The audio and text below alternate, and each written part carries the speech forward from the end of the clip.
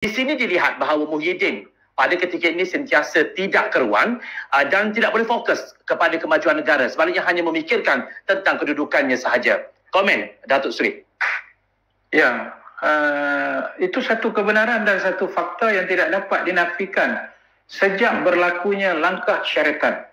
Itulah ciri kepimpinan Tan Sri Mahyudin Yassin dan konco-konconya, iaitu tidak tertumpu kepada memerintah negara tetapi tertumpu untuk kekal berkuasa dengan keadaan kelam kabut dan tidak ada majoriti.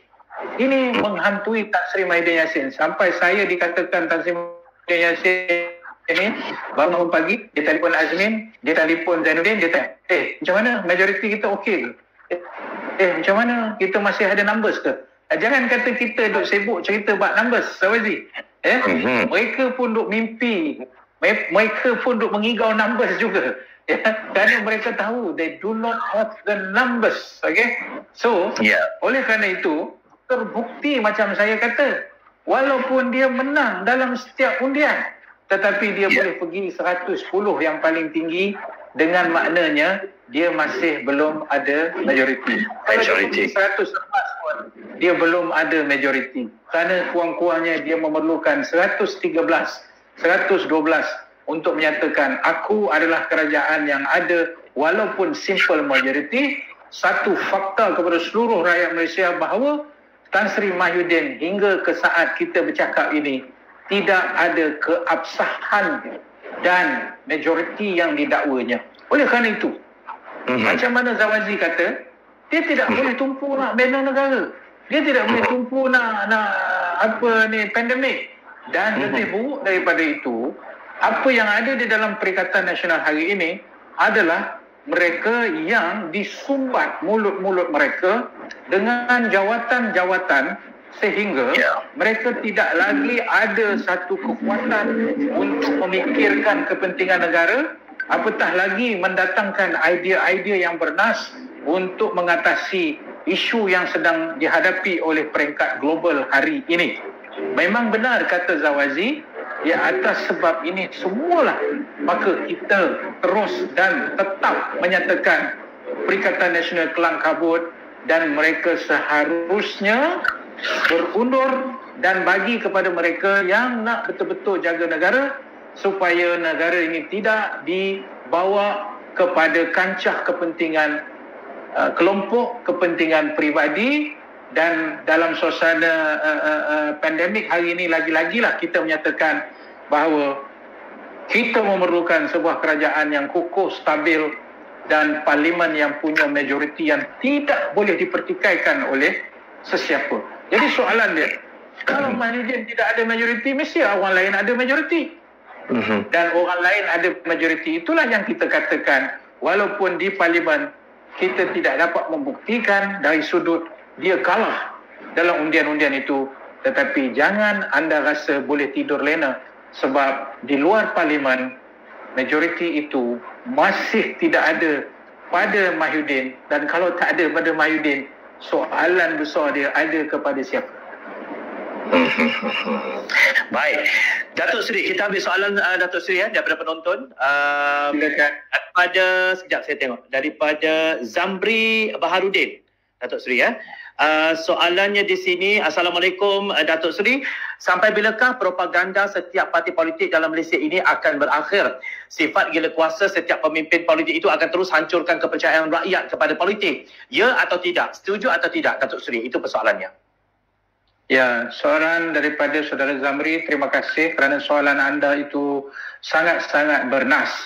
Dan kalau anda mengikuti tulisan-tulisan saya sepanjang krisis politik dan pandemik yang kita hadapi, saya menekankan fakta sama yang disebut oleh Zamri, iaitu masalah terbesar hari ini yang dihadapi oleh negara ialah apabila rakyat sudah hilang kepercayaan kepada institusi pemerintahan.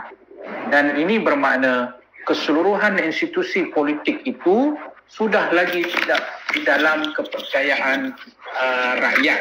Ini sangat-sangat bahaya Zamri.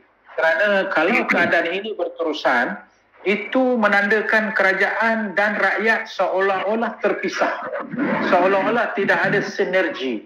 Sedangkan kita tahu wujudnya sesebuah pemerintahan itu perlu ada sinergi antara pihak penguasa yang duduk dalam kerangka politik dengan pihak rakyat yang akan terkesan dengan apa juga dasar-dasar dan juga akan tertekan bagi pihak rakyat untuk mereka mengikuti kepentingan-kepentingan yang lebih besar daripada sekadar politik.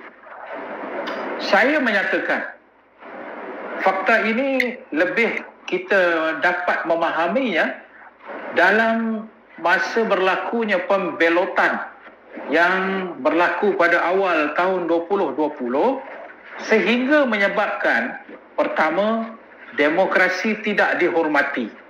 Mandat rakyat dia buang dalam bako sampah.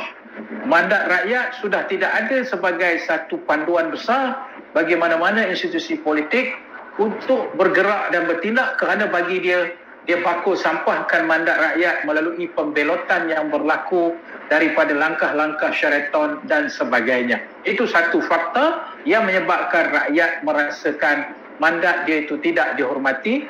Yang kedua, kita juga dapat melihat faktor hilang kepercayaan rakyat kepada institusi pemerintahan dan politik secara umumnya ialah apabila kerajaan yang dilantik itu tidak fokus seperti yang kita bincang sebelum ini untuk memastikan dasar-dasar yang boleh menguntungkan rakyat, tetapi hanya memastikan dia boleh terus berkuasa dan terus memerintah. Ini menyebabkan rakyat merasa mereka ini dimain-mainkan. Mereka ini hanya sekadar untuk retorik-retorik sehingga apabila itu berlaku, dia akan lahir rasa tidak percaya lagi kepada institusi pemerintahan dan institusi parti-parti politik. Dan yang ketiga, rakyat akan hilang kepercayaannya, Saudara Zamri dan juga Zawazi serta penonton-penonton yang saya kasih sekalian, ialah apabila kerajaan itu sendiri yang menentukan dasar-dasar khususnya kepada isu SOP di masa pandemik ini.